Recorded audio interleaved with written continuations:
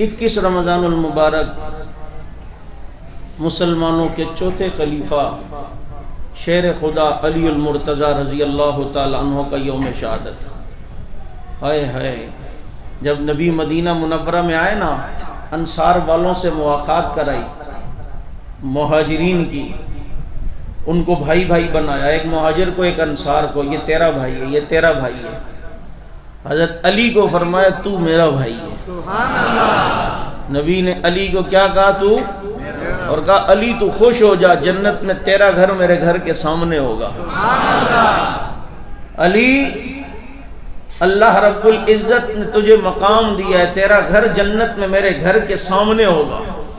اور اتنے بہادر کہ جب خندق کے میدان میں عمر بن ود جب خندق کو کراس کر کے آیا نا، عرب کا اتنا بڑا پہلوان جو 1000 انسانوں پر بھاری سمجھا جاتا تھا، اس نے مبارزت کی دعوت دی اور کہا آؤ، کون لڑنے کے لیے آتا ہے؟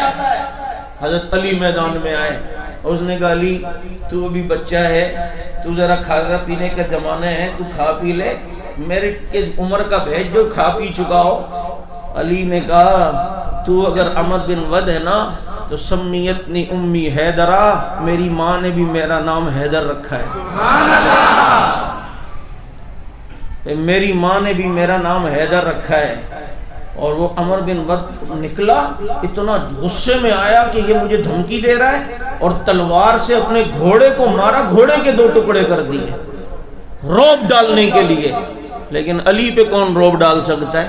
علی تو اللہ کے سوا کسی سے ڈرتا ہی نہیں، سبحان اللہ۔ علی تو موت سے ڈرتا ہی نہیں، علی تو خدا کے سوا کسی سے ڈرتا ہی نہیں، وہ تو شیر خدا ہے، وہ تو مسلمانوں کا رہنما ہے۔ عمر نے جب یوں مارا اور گھوڑے کے ٹکڑے کیے، اور پھر جب حضرت علی کی طرف بڑھا تو حضرت علی تو پتلے سے تھے، اس کو جیسے ہی بھاگتا ہوا آیا، حضرت علی کھڑے رہے، وہ جیسے ہی قریب آیا حضرت علی اپنی جگہ سے ہٹ کے اسے ڈوج دی، وہ کھڑا کے گرا، پیچھے سے حضرت علی کی تلوار نے اس کے 2 ٹکڑے کر دیے۔ چمن چمن کلی کلی، چمن چمن کلی کلی،